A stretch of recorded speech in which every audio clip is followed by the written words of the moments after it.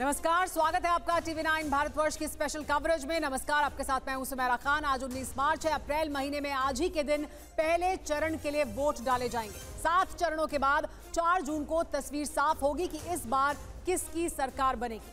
लोकसभा चुनाव नतीजों के पहले TV9 भारतवर्ष ओपिनियन पोल के मुताबिक एनडीए एक बार फिर सरकार बना रही है। ओपिनियन पोल में एनडीए की सीटें भी 2019 के मुकाबले ज्यादा हैं, लेकिन विपक्षी दलों का दावा है कि नतीजे उलट होंगे। आज TV9 भारतवर्ष 20 लाख के सैंपल साइज वाले ओपिनियन पोल का तीसरा चैप्टर लेकर आया है।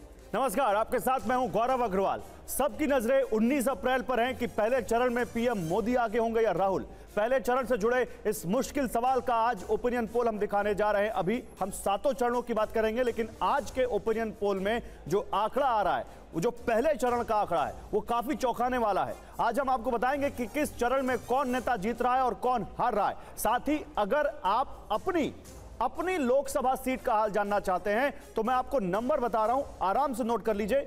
0120-490-9993 इस नंबर पर कॉल कीजिए। हमारे पोल एक्सपर्ट आपको लाइव बताएंगे कि आपकी सीट पर हमारे ओपिनियन पोल के मुताबिक कौन आगे है और कौन पीछे।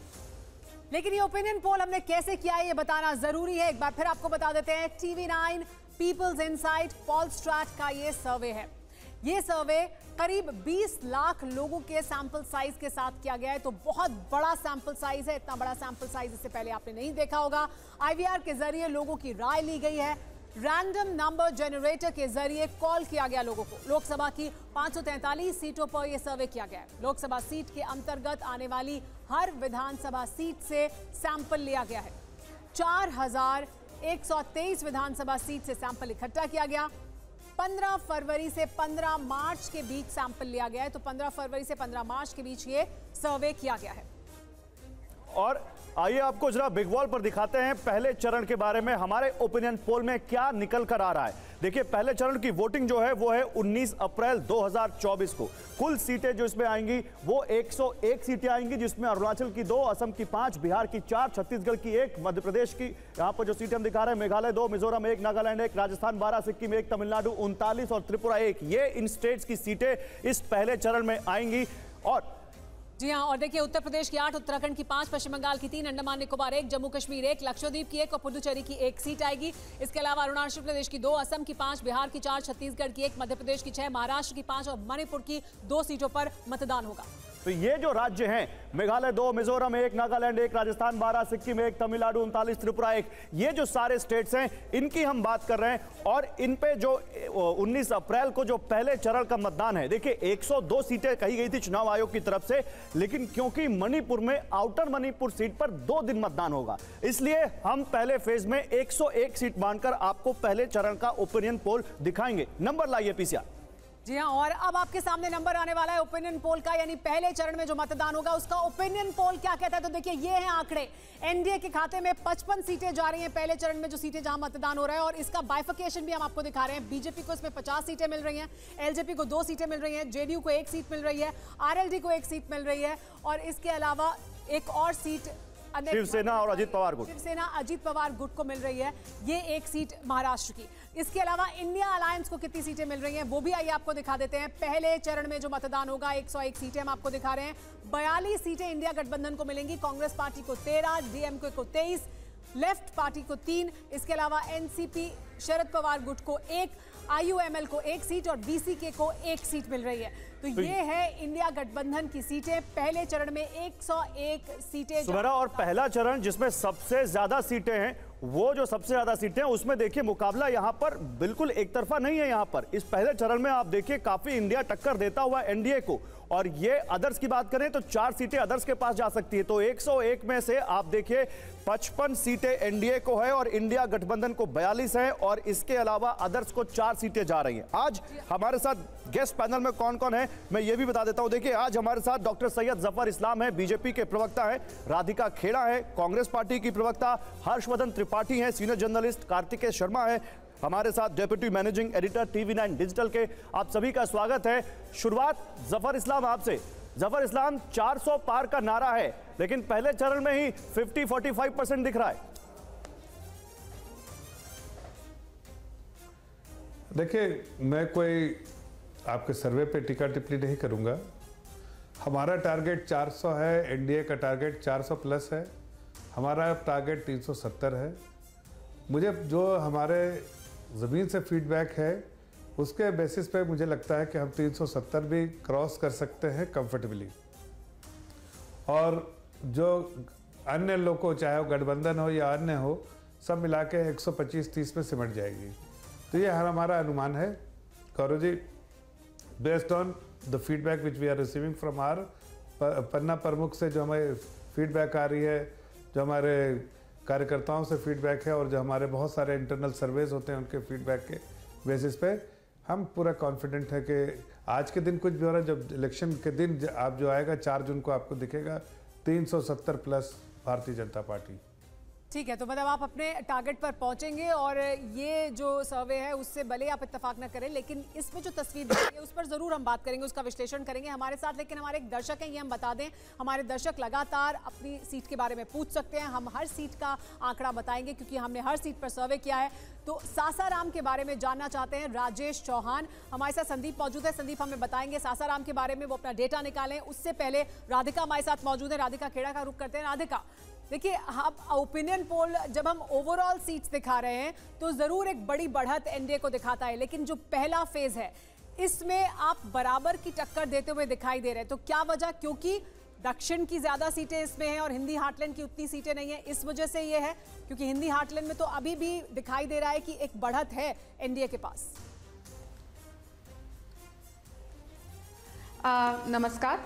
अच्छा, मैं ना जब भी पोल्स देखती हूँ तो एक मन में मेरे हमेशा सवाल आता है। मैं आपके सर्वे पे कोई सवाल नहीं उठा रही, लेकिन हमेशा मैं ये सोचती हूँ ये कौन लोग होते हैं जिनको कॉल आता है, क्योंकि ना कभी मुझे कोई कॉल आया रैंडमली, ना कभी मैं किसी को जानती हूँ। मैं हमेशा लोगों से पूछती हूँ क्या कभी आपको सर्वे का कोई कॉल आया, तो मुझे आज तक समझ नहीं आया ये लोग कौन होते हैं जिनको कॉल जाता है। खैर, अब मुद्दे पे आते हैं। मुद्दा ये कि पहले फेज में अब आप देखिए जो जो प्रदेश हैं, इसमें आ गया छत्तीसगढ़। एक सीट पे छत्तीसगढ़ पे चुनाव है, छत्तीसगढ़ ये हार रहे। छत्तीसगढ़ में रोज भयानक खबरें आ रही हैं जो हम स्थिति महिलाओं की सुरक्षा को लेकर हो गई। पिछले एक हफ्ते में बिलासपुर में 2 भयानक रेप केस आए हैं। लगातार महिलाएं परेशान है। महिलाओं को पैसा देने से हर महीने उनकी सुरक्षा नहीं होती है, ऐसे उनकी तरक्की नहीं होती है। फिर आता है इसमें मणिपुर की 2 सीटें। मणिपुर वो जिसका म तक मोदी जी के मुंह से नहीं आता। काजीरंगा जाते हैं, वेस्ट बंगाल जाते हैं, लेकिन मणिपुर नहीं जाते। तो ये 2 सीटें भी वो हारेंगे।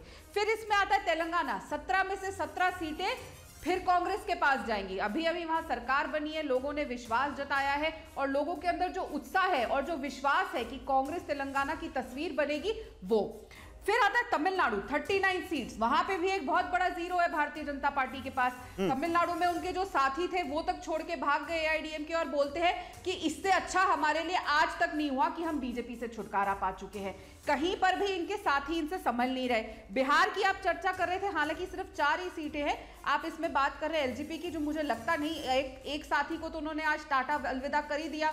तो क्या हो रहा है, घर इनका संभल नहीं, लेकिन आप बिहार की जिन सीटों का जिक्र कर रही हैं, मैं आऊंगा आपके पास राधिका जी। बिहार हो, यूपी हो, इनके पास ये क्लैरिटी है कि वो कितनी सीटों पे जा रहे हैं गठबंधन के तहत। यूपी में आपके पास भी है, लेकिन बिहार में अभी आपके पास वो भी क्लैरिटी नहीं है कि आप कितनी सीटों पर, कौन सी सीट पर आप लड़ेंगी, कौन सी सीट पर आपका सहयोगी लड़ेगा।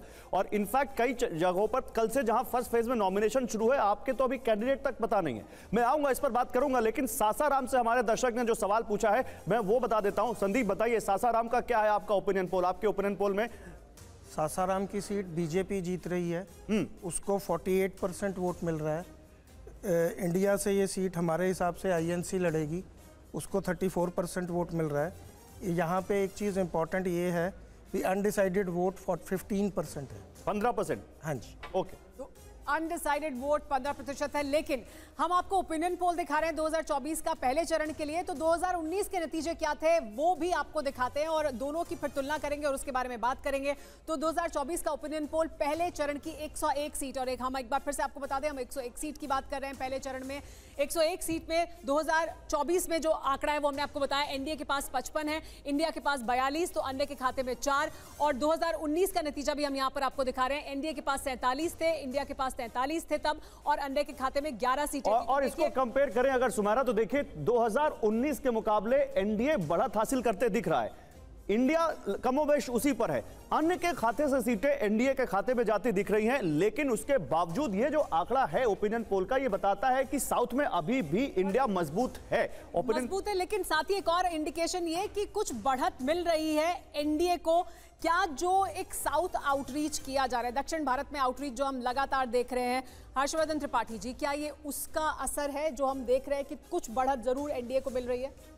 नहीं, निश्चित तौर पर दक्षिण भारत में नरेंद्र मोदी ने जो कोशिश की है, हालांकि वहां कितनी सफलता मिलेगी इसको लेकर अभी भी कई तरह की जिसको कहें कि इफ बट लगे हुए, किंतु परंतु लगे हुए हैं। लेकिन कमाल की बात यह है कि जिस तरह से नरेंद्र मोदी ने केरल, तमिलनाडु यहां पर कोशिश की है, यहां जो वो जोर लगा रहे हैं, और तमिलनाडु की 39 सीटों में से कम 5 से 7 सीटें ऐसी हैं जहां भारतीय जनता पार्टी की स्थिति बहुत बेहतर होती दिखती है। आप सोचिए कि विधायक, 3 बार की विधायक रही विजयधारिणी कन्याकुमारी लोकसभा सीट की, वो भारतीय जनता पार्टी की तरफ आ जाती हैं। वहां कई ऐसे बड़े चेहरे हैं जो कांग्रेस और दूसरी पार्टियों में थे, वो छोड़कर भारतीय जनता पार्टी में आते हैं।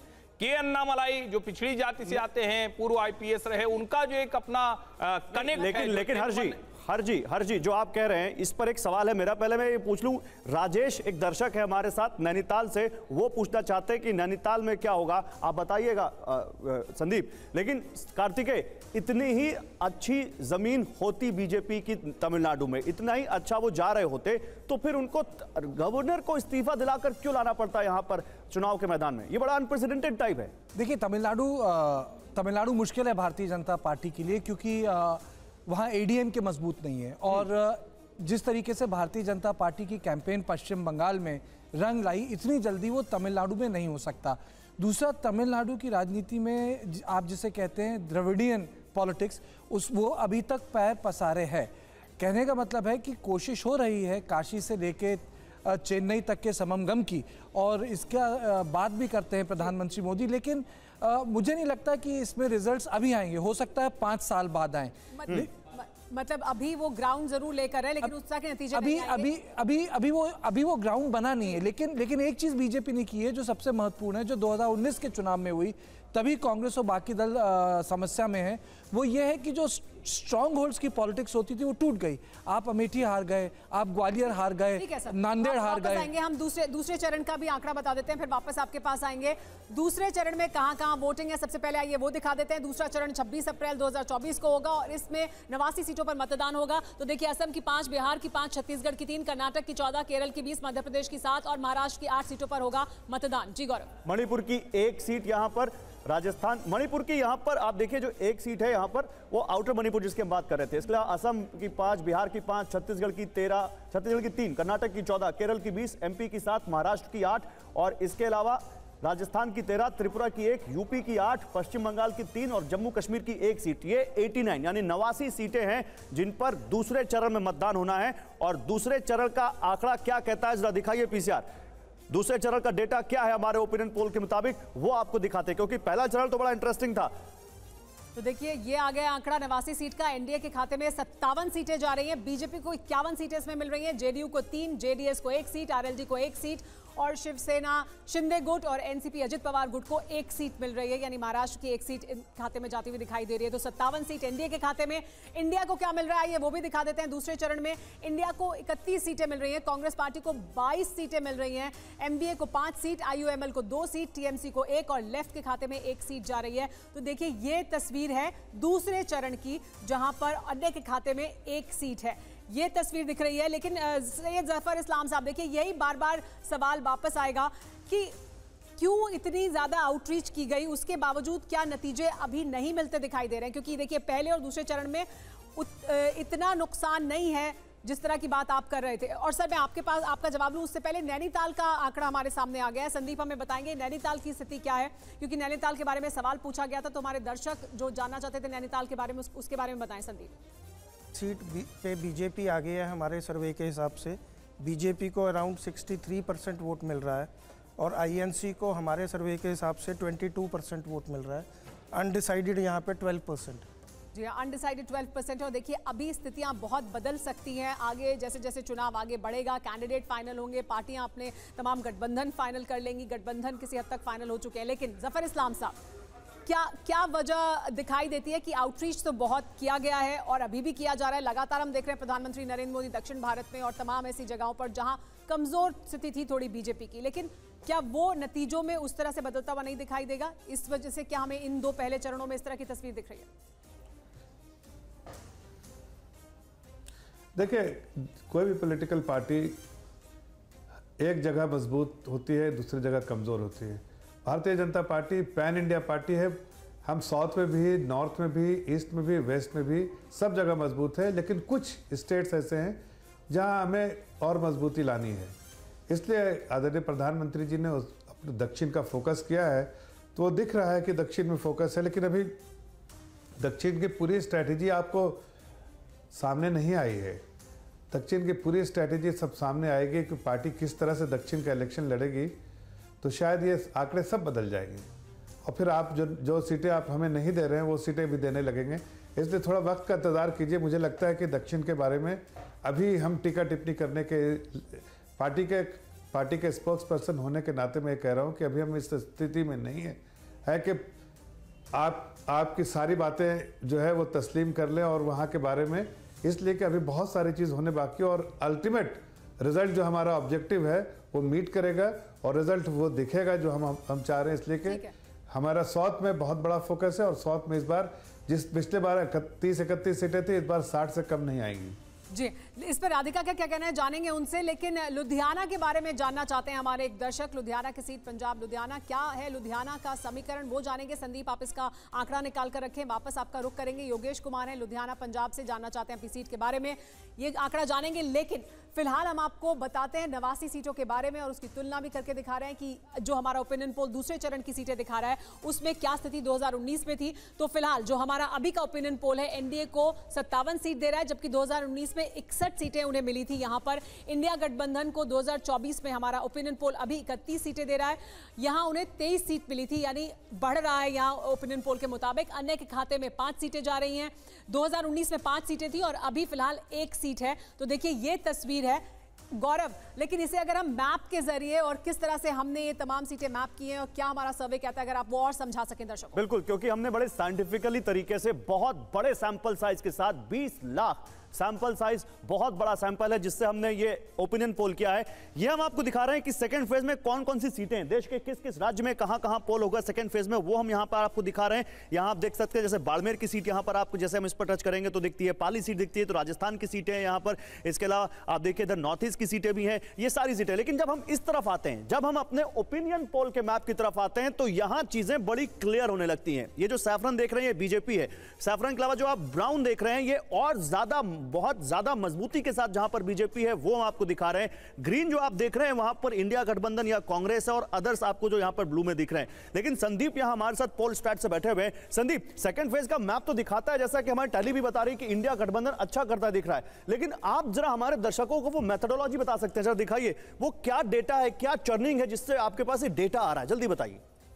हमारा डेटा वो दिखाइए के थ्रू आता है, ये सारा डेटा का सिस्टम है। आप देखें तो फेज़ वाइज सिलेक्शन के बाद फेज़ सिलेक्ट हो जाता है। जो इलेक्शन कमीशन ने फेज़ दिया उसके हिसाब से हमने फेज़ को मैप करके, ये देखिए हमने अब, आप मुझे बता रहे थे कि असेंबली वाइज आपने डेटा लिया, असेंबली वाइज डेटा लिया हुआ। ये फेज़ 2 सिलेक्ट किया तो फेज़ 2 आ गया है, तो उसका असेंबली वाइज हमारे मैप दिखाइए, ये मैप दिखाइए। हाँ जी, ठीक है। ये अब बीजेपी राजस्थान का है। हम अगर इसमें स्टेट सिलेक्ट करेंगे तो वो स्टेट, आप कोई भी स्टेट बोले तो वो स्टेट सिलेक्ट होगा, उसमें जितनी फेज 2 की सीट्स हैं वो आएंगी और उसका पार्टी का रिजल्ट है। ओके, तो मतलब आपने ये सब कुछ आपका प्रोग्राम्ड है, प्रोग्राम्ड है, कोई भी चीज स्टैटिक नहीं है, सारी चीज प्रोग्रामिंग के हिसाब से चलती है। ठीक है सुमेरा जो देखिए, और आइए सबसे पहले लुधियाना से हमारे दर्शक लुधियाना के बारे में जानना चाहते थे तो वो पहले नतीजा बता देते हैं। संदीप, अगर आपने लुधियाना की जानकारी निकाल कर रखी है तो बताएं। लुधियाना पंजाब में बीजेपी आगे चल रही है, आम आदमी पार्टी पीछे है लुधियाना में, लेकिन क्या कहता है वोट प्रतिशत? वोट प्रतिशत के हिसाब से लुधियाना की सीट बहुत क्लोज है। कैंडिडेट अनाउंस होने के बाद एग्जैक्ट पता लगेगा। डिफरेंस सिर्फ 5-6% का है बीजेपी और आम आदमी पार्टी के बीच, और बीजेपी आगे, बीजेपी आगे, अंतर बहुत कम है। राधिका खेड़ा हमारे साथ मौजूद है। राधिका, आपने सुना जफर इस्लाम साहब को, वो कह रहे हैं कि हमने जितनी कोशिशें की हैं उसका असर आपको 4 जून को दिखाई देगा। ये जो ओपिनियन पोल है उसमें जो तस्वीर दिख रही है उससे उन्हें लगता है कि वो और बेहतर करेंगे। क्या यही इंडिया गठबंधन का भी कहना है कि आपको लगता है कि आप और बेहतर उन तमाम राज्यों में भी करेंगे जो हिंदी हार्टलैंड के राज्य हैं, जहां पर अभी भी उस तरह की बढ़त नहीं दिख रही है? सुमेरा जी, क्या मेहनत करी है वो जमीन पर है। किसान आंदोलन ग्रस्त है, उनके ऊपर ड्रोन से तक हमले करे जा रहे हैं। सेकेंड फेज में कुछ सीटें उत्तर प्रदेश की हैं जो किसानों से प्रभावित है, जैसे कि बागपत, जो पहले इनके, ये तो एक सीट आप आज मुझसे लिख के रख लीजिए, ये तो बीजेपी एनडीए अलायंस हार रहा है। इनकी खुद के पास सीट थी, अपने आदमी की सीट काट के इन्होंने आरएलडी को दे दी है, जिन्होंने खुद किसानों के पीठ पे छुरा भुक्का है। तो आरएलडी तो 0 सीट जीतने वाली है, क्योंकि किसान ही वहां हराने वाले हैं। उत्तर प्रदेश की स्थिति यही होने वाली है। दूसरा, फिर आप आते हैं कर्नाटक आता है सेकंड फेज में। कर्नाटक की एक तरफा कांग्रेस को सीटें जाएंगी, क्योंकि कांग्रेस की सरकार लगातार जब से सरकार में आई है तब से अच्छा काम कर रही है कर्नाटक को आगे बढ़ाने का। और भारतीय जनता पार्टी बार बार वहां पे रिलीजन को लेकर आती है और लोगों के बीच में मन मुटाव करने की कोशिश कर रही है, जिस वजह से ही उनको कर्नाटक से भगाया भी गया था। तब भी राधिका जी, लेकिन एक सवाल मेरा है इसमें। राधिका जी, मैंने जो आपसे सवाल पूछा था, राधिका जी आप बोलिएगा, बीच में एक सवाल जोड़ दूं, आप ही बोलिएगा, मैं बीच में एक सवाल जोड़ दूं। कल पहले फेज का नॉमिनेशन है, बीजेपी ने बहुत सारी सीटों पर अपने कैंडिडेट अनाउंस कर दिए हैं, दूसरी पार्टियां कर रही हैं, आपकी सहयोगी समाजवादी पार्टी कर रही है। आप यूपी में अभी तय नहीं कर पा रहे किस पार्टी, किस कैंडिडेट को कहां से उतारेंगे। ये मैसेज जा रहा है कि आप लोग क्यों इतना डिले कर रहे हैं? देखिए, जल्दी का काम शैतान का होता है और ये बहुत पुरानी कहावत है। और इनको जल्दबाजी है, क्योंकि देखिए इनको अपना घर संभाल रहा है, बिहार इनसे संभल नहीं रहा। भारतीय जनता पार्टी से उत्तर प्रदेश में, जैसे मैंने कहा, खुद के लोगों की टिकटें काट काट के आरएलडी को दे रहे, जिन्होंने किसानों को ही धोखा दिया। फिलहाल जो भारतीय जनता पार्टी है उन्होंने पूरे देश को ठगा है।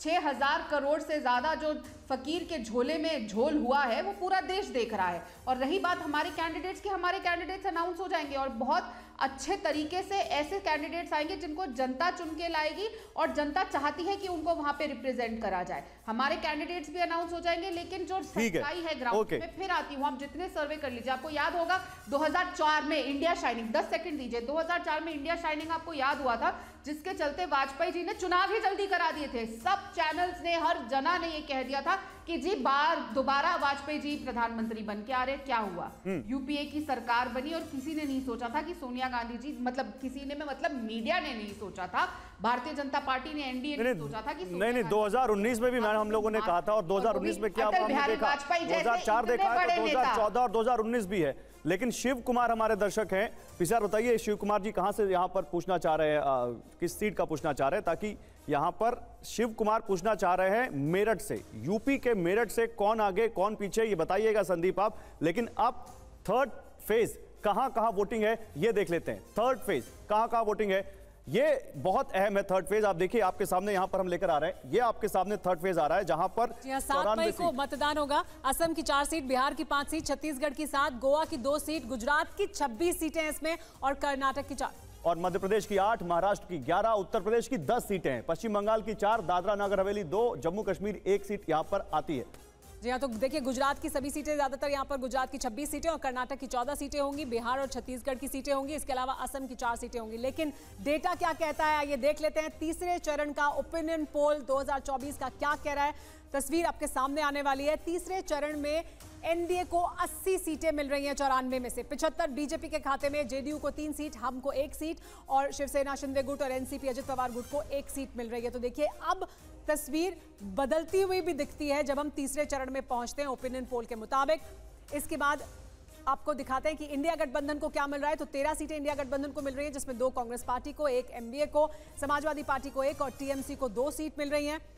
और सुमेरा, इसका बहुत बड़ा रीजन ये भी है क्योंकि 26 की 26 सीटें हमारे ओपिनियन पोल के मुताबिक गुजरात की बीजेपी के पास जा रही हैं, और गुजरात क्योंकि 26 सीटें इस 94 सीटों में, इसलिए यहां पर एनडीए ज्यादा बढ़त हासिल लेते हुए दिख रहा है। ओवरऑल टैली आप देखिए 284 सीटों का हम दिखा चुके हैं 3 फेज में, जिसमें एनडीए 200 टच करता हुआ दिख रहा है, 192। इंडिया अभी 100 भी पार नहीं कर पाया है, 86 पर, और अदर्स भी आप देख सकते हैं यहां पर हम आपको दिखा रहे हैं। ये थर्ड फेज की टैली हम आपको दिखा रहे हैं, जहां पर आप देखिए इंडिया 13 सीटों पर मात्र 2 कांग्रेस, 8 एमवीए, 1 समाजवादी पार्टी और 1 अन्य को यहां पर मिलती दिख रही है। यहां पर मेरठ में क्या संदीप आपके पास है आपका ओपिनियन पोल जो हमारे दर्शक पूछ रहे थे वो बता दीजिए, फिर आगे बढ़ते हैं।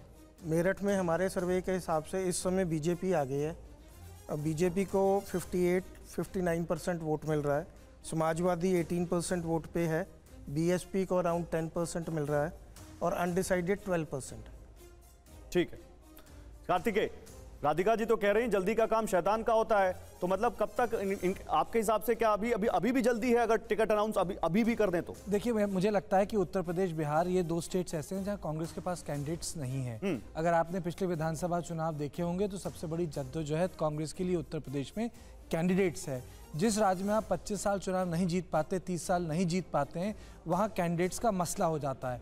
लेकिन मैं कहूँगा कि उत्तर भारत में कांग्रेस के लिए सबसे बड़ा मसला, जो मैं पिछली बार भी कह रहा था, वो स्ट्रांग होल्ड का है। पहली बार हो रहा है इस देश में जब कांग्रेस यानी जो बड़ा विपक्षी दल है उसके पास कोई स्ट्रांग होल्ड पॉलिटिक्स नहीं है। आपने तमिलनाडु का जिक्र किया था, पर तमिलनाडु डीएमके का है। आप केरल की बात करेंगे, केरल में बहुत सारी पार्टियां हैं, उसमें कांग्रेस एक पार्टी है। लेकिन पूरे उत्तर भारत, मध्य भारत, पश्चिम भारत में एक स्ट्रांग होल्ड की दिक्कत हो गई है। और अगर आप नतीजे देखिए, जो डेटा बता रहे थे पोलस्टैट वाले, आप मार्जिन देखिए, ये मार्जिन बहुत ज़्यादा है बीजेपी के लिए। और दूसरी, ग्लोबली अनडिसाइडेड वोटर्स कम हो रहे हैं और लोग पार्टी को ज़्यादा वोट दे रहे हैं और कैंडिडेट्स को कम देख रहे हैं। आप हिंदुस्तान से लेकर अमेरिका देख लीजिए। जी हाँ, और लोकसभा चुनाव में हम ये ट्रेंड देखते भी आए हैं कि प्रधानमंत्री नरेंद्र मोदी के लिए एक अलग तरह की, जब लोकसभा चुनाव होता है तो लोग अलग तरह के मुद्दों पर वोट करते हैं, विधानसभा चुनाव में अलग मुद्दों पर वोट करते हैं हम। लेकिन अहमदाबाद से हमारे एक दर्शक हैं, वो पूछना चाहते हैं अहमदाबाद सीट के बारे में, तो वो आइए दिखा देते हैं। पहले उसके बारे में संदीप आप आंकड़ा निकाल कर रखें कि अहमदाबाद सीट की क्या स्थिति है। हालांकि ओपिनियन पोल हमारा दिखा रहा है कि गुजरात में सभी सीटों पर बीजेपी आ गए, लेकिन क्या है मार्जिन, कौन पीछे कौन आगे, वो आपको बताएंगे। हर्षद मिश्रा जानना चाहते हैं अहमदाबाद गुजरात सीट के बारे में। लेकिन 2019 और 2024 की तुलना भी कर लेते हैं। 2024 का ओपिनियन पोल हमारा आज के दिन क्या कह रहा है, वो तस्वीर हम आपको दिखा रहे हैं, और 2019 में इन्हीं सीटों पर क्या नतीजा था वो भी हम आपको दिखाएंगे। तो देखिए 2024 में जो हमारा ओपिनियन पोल एनडीए को दे रहा है वो 80 सीटें दे रहा है तीसरे चरण में। वहीं 2019 में एक सीट कम थी, यानी 79 सीटें इन्हीं सीटों पर थी। ओपिनियन पोल इंडिया गठबंधन को 13 सीट दे रहा है, जबकि 2019 में 7 सीटें उनके पास थी। अन्य के खाते में 1 सीट है 2024 के ओपिनियन पोल के मुताबिक, लेकिन 2019 में यहां पर 8 सीटें थी। तो देखिए अन्य की सीटें कम हुई हैं, इंडिया गठबंधन की सीटें बढ़ी हैं। कमोबेश एनडीए अपनी उन्हीं सीटों पर बरकरार बना हुआ है। लेकिन हम आपको मैप के जरिए और डिटेल में और जानकारी के साथ गौरव के पास ले चलते हैं, वो समझाएंगे हमें और बेहतर तरीके से कि किस तरह से ये मैप पर दिखाई दे रही हैं सीटें और कहां पर किस तरह की बढ़त है। बिल्कुल, तो थर्ड फेज में 94 सीटें हैं, और 94 सीटें कौन कौन सी? आप इधर नॉर्थ ईस्ट से शुरू करिए, असम, बिहार, छत्तीसगढ़, फिर इधर आ जाइए गोवा, गुजरात, फिर नीचे जाइए साउथ में कर्नाटका, फिर बीच में आइए मध्य प्रदेश, महाराष्ट्र, फिर इधर उत्तर प्रदेश, वेस्ट बंगाल आप आइए, उसके बाद दादरा नागर हवेली, दमन एंड दीव एंड जम्मू और कश्मीर। ये थर्ड फेज में 94 सीटें आती हैं, जिसमें 80 यहां पर जीतती हुई दिख रही है इस ओपिनियन पोल के मुताबिक बीजेपी। और जैसा कि मैंने कहा था कि 26 की 26 गुजरात की जा रही है, लेकिन ये केवल सैफरन नहीं है, ये थोड़ा ब्राउन है। इसका मतलब है कि मार्जिन बीजेपी का बहुत ज्यादा है, एनडीए बहुत ज्यादा मजबूत है यहां पर। यही आप बीच में आइए, मध्य प्रदेश में आप इधर आइए, और छत्तीसगढ़ के आसपास आप कर्नाटक में कुछ सीटों पर आइए, आप इधर आइए असम में। तो ये जो दिखाता है, यही वो कारण है कि यहां पर बीजेपी इस फेज में ज्यादा, या एनडीए इस फेज में ज्यादा मजबूत दिख रहा है। इधर दिखाइए जरा, यहां पर संदीप है हमारे साथ। संदीप, थर्ड फेज का आपका यहां पर असेसमेंट क्या कहता है? दिखाइए जरा इसको संदीप, थर्ड फेज का असेसमेंट क्या कहता है? थर्ड फेज के असेसमेंट में बीजेपी के स्ट्रांग होल्ड होने के कारण बीजेपी आगे है। लेकिन आप देखेंगे वेस्ट बंगाल में मार्जिन कम है, साउथ में मार्जिन कम है। तो ये जो येलो लाइट कलर है ये बता रहा है मार्जिन कम है। लातूर में मार्जिन कम है, नांदेड़ में मार्जिन कम है। लेकिन ये जो पूरा दिख रहा है पूरा ये डार्क है। मध्य प्रदेश पूरा डार्क है, छत्तीसगढ़ पूरा डार्क है। तो ये बीजेपी यहाँ पे मजबूत है, बीजेपी मजबूत है। ठीक है सुमेरा, ओवर टू यू। जी हाँ, और इसके बाद हम अहमदाबाद के बारे में सबसे पहले बताएंगे, क्योंकि हमारे दर्शक अहमदाबाद के बारे में जानना चाहते थे। तो संदीप, अगर उसका डेटा हमारे पास रेडी है तो हम सबसे पहले अहमदाबाद के बारे में बताएं कि कौन कितना आगे है और कौन कितना पीछे। वोट प्रतिशत क्या कहता है अहमदाबाद सीट का? तो देखिए बीजेपी आगे, कांग्रेस पीछे, लेकिन क्या है वोट शेयर और क्या अंतर? अहमदाबाद में 2 सीटें हैं, अहमदाबाद वेस्ट और अहमदाबाद ईस्ट। मैं आपको दोनों का बता देता हूँ। अहमदाबाद वेस्ट और अहमदाबाद ईस्ट दोनों बीजेपी जीत रही है। दोनों में अराउंड बीजेपी को 67-68% वोट मिल रहा है, कांग्रेस को 20% के अराउंड दोनों में वोट मिल रहा है, और अनडिसाइडेड 10-11% है। तो अहमदाबाद ईस्ट और अहमदाबाद वेस्ट दोनों बीजेपी के पास है। तो देखिए ये तस्वीर है अहमदाबाद की, लेकिन हम आपको तीसरे चरण तक ओपिनियन पोल दिखा चुके हैं और उसके बाद कुछ अहम सवाल। जफर इस्लाम साहब, देखिए हमने अभी तक जो सीटें दिखाई हैं उसमें 192 सीटें मिल रही हैं एनडीए को, 86 सीटें इंडिया को और अन्य के खाते में 6 सीट हैं। लेकिन जफर इस्लाम साहब देखिए बढ़त भी है आपके पास, आपको बड़ी संख्या में सीटें भी मिल रही हैं, जो आपके स्ट्रॉन्ग होल्ड्स हैं वहां पर मजबूत भी दिखाई दे रहे हैं आप, चाहे वो मध्य प्रदेश हो, गुजरात हो, छत्तीसगढ़ हो। लेकिन क्या जो टारगेट बहुत बड़ा रखा है आपने, क्या उसकी तुलना में हम बात करते हैं तो फिर लगता है कि वहां तक शायद नहीं पहुंच रहे हैं? क्या वहां तक पहुंच पाएंगे क्या? क्योंकि अभी तक जो हमने दिखाए हैं तीनों फेज, उसमें बहुत नुकसान अपनी उसी स्थिति पर तो कम से कम बना ही हुआ है इंडिया गठबंधन, तो वो 400 पार कैसे होगा? देखिए वक्त आने दीजिए, 4 जून आपको सब दूध का दूध पानी का पानी हो जाएगा। लेकिन वैसे तो सरकार बनाने के लिए 272-73 चाहिए और वो आपके सर्वे में भी दिख रहा है और भी सर्वे में दिख रहा है कि एनडीए भाजपा और एनडीए की सरकार बन रही है, वो उसमें तो कोई संदेह नहीं है। लेकिन जहाँ तक नंबर का आंकड़ा का सवाल है कि जो हमने कहा है 370 और 400, वो हमें यकीन है कि वो 100% आएगा। अभी कांग्रेस के स्पोक्स पर्सन को मैं सुन रहा था, उन्होंने कहा समाजवादी पार्टी उनके घटक दल है, उनको शैतान कहा। शैतान का काम मतलब शैतान करके बोला, इसलिए कि सबसे पहले सीट डिक्लेयर करने वाले तो समाजवादी पार्टी थी जिसने सबसे पहले सीट डिक्लेयर किया था। उसके बाद अभी कांग्रेस पीछे रही है, तो इसलिए कह रही भाई पीछे हम इसलिए हैं कि शैतान के साथ हमारा वास्ता पड़ गया है। ये बात मेरे ख्याल से ध्यान रखना चाहिए समाजवादी पार्टी को कि उनके प्रति उन लोगों का, उनके घटक दल का क्या जो सोचना है।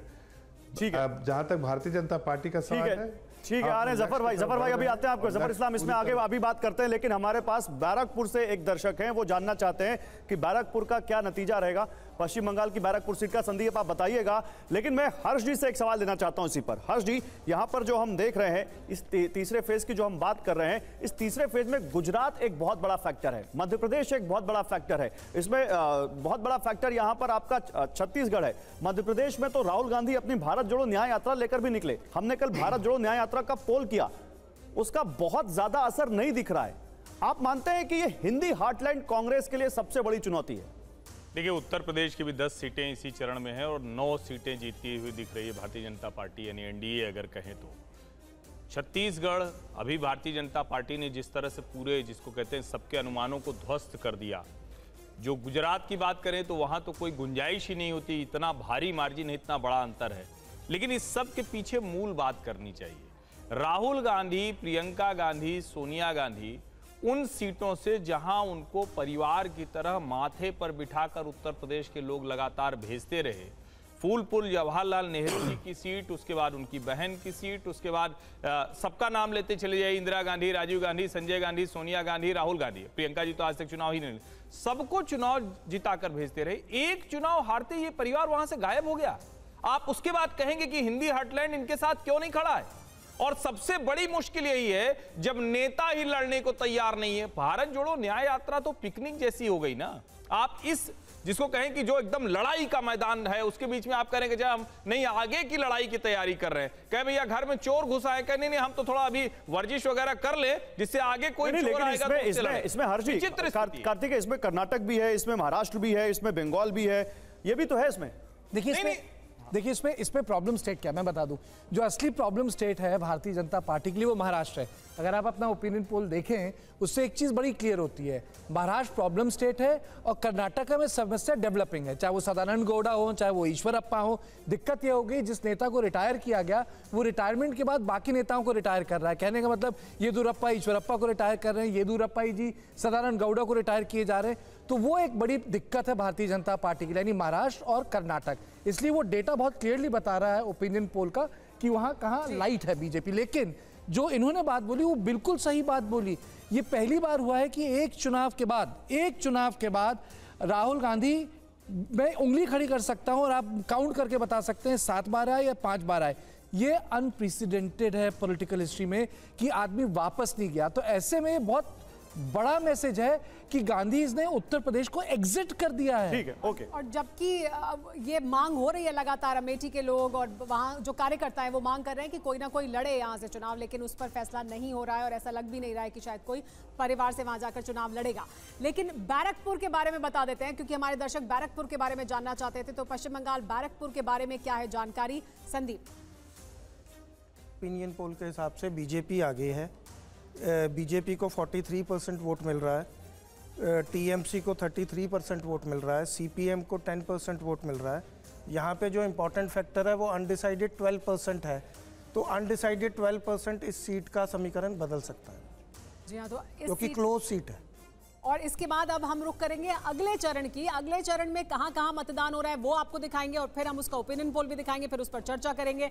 तो अगला चरण आइए अब वो आपके सामने आने वाला है, उसके बारे में हम बताते हैं कि अगले चरण में कौन कौन सी सीटें जहां मतदान होने वाला है, किस राज्य की कितनी सीटें हैं। देखिए, आंध्र प्रदेश की 25, बिहार की 5, झारखंड की 4, मध्य प्रदेश की 8 और महाराष्ट्र की 11 सीटें हैं। इसके अलावा ओडिशा की 4, तेलंगाना की 17, उत्तर प्रदेश की 13, पश्चिम बंगाल की 8 और जम्मू कश्मीर की 1 सीट पर मतदान होगा। तो ये सीटें 96 सीट जहां 13 मई 2024 को मतदान होगा। आंध्र प्रदेश की 25, बिहार की 5, झारखंड की 4, मध्य प्रदेश की 8 और महाराष्ट्र की 11 सीटों पर होगा मतदान। बिल्कुल 10 स्टेट हैं जिसकी 96 सीटों पर मतदान होना है, जिनके बारे में हम आपको बता रहे हैं। उत्तर प्रदेश की काफी ज्यादा 13 सीटें और काफी अहम फेज ये है। आइए आपको जल्दी से बताते हैं कि हमारा ओपिनियन पोल क्या कहता है। ओपिनियन पोल क्या कहता है वो दिखाइए अब जरा यहां पर, क्योंकि ये बहुत अहम फेज है। 96 सीटें 96 और उसमें से 58 एनडीए को, 58 में से 47 बीजेपी है, 7 टीडीपी है, 1 जेडीयू, 1 एलजेपी और 2 शिवसेना शिंदे गुट और एनसीपी अजीत पवार गुट के पास जा सकती हैं सीटें 96 में से 58। और इसी को अब इंडिया के चश्मे से देखें, वो भी दिखाइए पीछे। इंडिया के हिसाब से 19 सीटें, 96 में से 19 सीटें इंडिया के पास जाएंगी। 9 कांग्रेस, 5 महाविकास आघाड़ी, 1 समाजवादी पार्टी और हमने इंडिया में टीएमसी को भी जोड़ा है। तो 4 सीटें टीएमसी की भी हैं, क्योंकि ममता बनर्जी कह रही है कि सेंटर में हम इंडिया में हैं, हम बाद में हो सकता है कि इंडिया में आ जाए। तो 19 में से 4 टीएमसी हैं और 19 हैं जो अदर्स हैं। अदर्स में आप वाईएसआरसीपी को रखिए यहां पर, क्योंकि वो बहुत बड़ा फैक्टर है यहां आंध्रा में, इसलिए अदर्स की इतनी ज्यादा सीटें हो रही हैं जो ना एनडीए में है जो ना इंडिया में है। जी हाँ, और इस बीच आगे बढ़ने से पहले हम ये भी बता दें कि हमारे एक दर्शक है, देखिए हाँ, वो दीपू गुप्ता कानपुर से क्या जानना चाहते हैं कानपुर की सीट के बारे में। संदीप ये आंकड़ा निकालकर अब रखेंगे, उसके बाद वापस उनका रुख करेंगे। तो दीपू गुप्ता कानपुर के बारे में जानना चाहते हैं। बंगाल पर एक जरूरी टिप्पणी। देखिए, जो आप कह रहे हैं कि विपक्षी गठजोड़ का हिस्सा है ममता, लेकिन साफ साफ दिख रहा है, जैसे बैरकपुर बताया, तो वहां जो कम्युनिस्ट साथ नहीं है उसका नुकसान तृणमूल को हो रहा है। अगर ये साथ मिलकर लड़ते तो जो बीजेपी जीत रही थी शायद वो उनके पाले में चली जाती। तो हम साथ कैसे मान लें? मतलब अभी तो उनका नुकसान हो रहा है वहां अलग अलग लड़ने से। नहीं, लेकिन वो सीटें लास्ट में चली जाएंगी इंडिया में, हम ये मानकर ये चल रहे हैं इसमें। ये भी तो होगा ना, क्योंकि वो साथ में नहीं, अगर सीटें ही नहीं जीतेंगे, सीट हार जाएंगे तो कहां से जाएगी उधर, ये महत्वपूर्ण है ना। अभी तो 7 चरण भी है, अभी तो 2 महीने भी हैं, अभी तो बहुत कुछ होगा, बहुत से बयान आएंगे, बहुत सारे मुद्दे उठेंगे और अलग अलग चरण में क्या कौन सा मुद्दा हावी रहेगा, बहुत कुछ होगा वो तो फिर एक्सटर्नल फैक्टर्स। लेकिन जफर इस्लाम साहब, देखिए ये जो अभी बात कर रहे थे कार्तिकेय, मैं उस पर वापस आपका ध्यान लेकर जाना चाहूंगी कि महाराष्ट्र, कर्नाटक, ये दिक्कत है।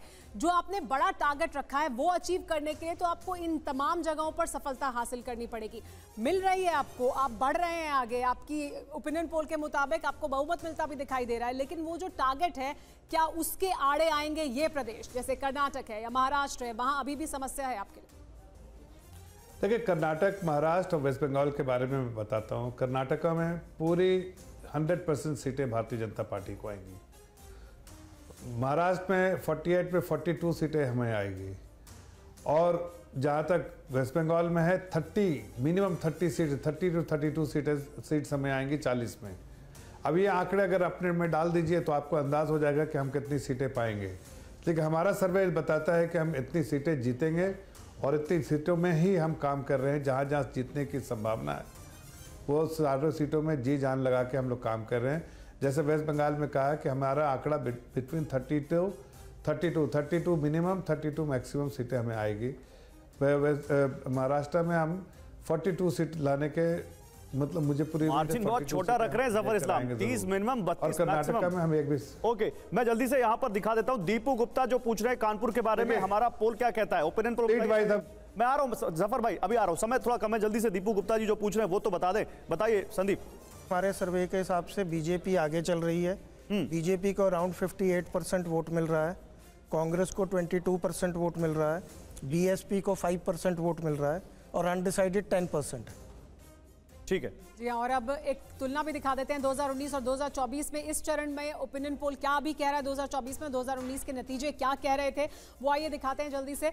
हमारा ओपिनियन पोल 2024 में ये जो सीटें हैं 96 सीटें, उसके लिए कह रहा है कि 58 सीट एनडीए को मिल रही है, 46 पहले मिली थी तो बढ़े हैं वो। इंडिया गठबंधन के पास 19 सीटें आ रही हैं 2024 के ओपिनियन पोल के मुताबिक। 2019 में 7 सीटें यहाँ पर थी, अन्य के खाते में 2024 के ओपिनियन पोल के मुताबिक 19 सीटें आ रही हैं, लेकिन तब अन्य के खाते में 43 सीटें थी। तो देखिए ये तस्वीर है जो हमारा ओपिनियन पोल अभी दिखा रहा है। ये इसमें जो 43 सीटों से जो अन्य को 19 आ रही हैं, इसी में से आप देखिए यहाँ पर हमारे पास बीजेपी और यहाँ इंडिया को एनडीए और इंडिया को फायदा होता दिख रहा है। लेकिन राधिका खेड़ा, इस एक फेज में चौथे फेज में एक बहुत इंपॉर्टेंट सीट है जिसका आपने अभी जिक्र किया, खीरी, और हमारे ओपिनियन पोल के मुताबिक वो लखीमपुर खीरी की सीट बीजेपी के पास जा रही है। आप जिस किसान आंदोलन का जिक्र कर रहे थे उसका उस सीट पर नहीं फर्क पड़ रहा जो बहुत अहम है किसान आंदोलन के लिहाज से।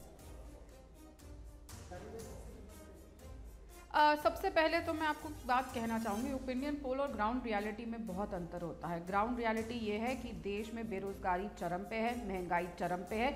जब हमारे फकीर साहब अपने झोले में 6,000 करोड़ भर रहे थे तो बदले में जनता का क्या माफ किया? 2 रुपये पेट्रोल डीजल पे। मजाक समझते हैं क्या? खुद के लिए 6,000 करोड़, जनता के लिए सिर्फ 2 रुपये का, जबकि हम सब जानते हैं कि बैरल की इंटरनेशनल बाजार में क्या कीमत है, कितने पे इंडिया को मिल रहा है और किस तरीके से अभी पेट्रोल डीजल के दाम कम हो सकते हैं। नहीं, मैं तो पेट्रोल डीजल की बात कर ही नहीं रहा, मैं तो बात कर रहा था किसान आंदोलन की। आप किसान आंदोलन का जिक्र कर रहे हैं, वही जनता गिराएगी, क्योंकि ये बहुत कंप्लीट करने दीजिए। किसान आंदोलन भी पेट्रोल डीजल से प्रभावित होता है, किसान भी आम आदमी है, वो किसान को भी पेट्रोल डीजल। अच्छा ठीक है मैम, आगे इस पर बात करते हैं। हमें बड़ी माफी के साथ रोकना पड़ रहा है क्योंकि समय हो चुका है। एक ब्रेक का मैं आता हूं, आप लोगों के पास आगे बात करेंगे। एक छोटा सा ब्रेक लेना पड़ रहा है, लेकिन ओपिनियन पोल अभी 3 फेज का बाकी है और इन आंदोलन के बाद भारतीय जनता पार्टी उत्तर प्रदेश का चुनाव दोबारा नहीं जीतती। ठीक है, मैं इस पर भी आऊंगा कार्तिक, क्योंकि समय बिल्कुल खत्म हो चुका है। इस पर किसान आंदोलन पर आगे बात करेंगे। छोटा सा ब्रेक, तुरंत लौटते हैं।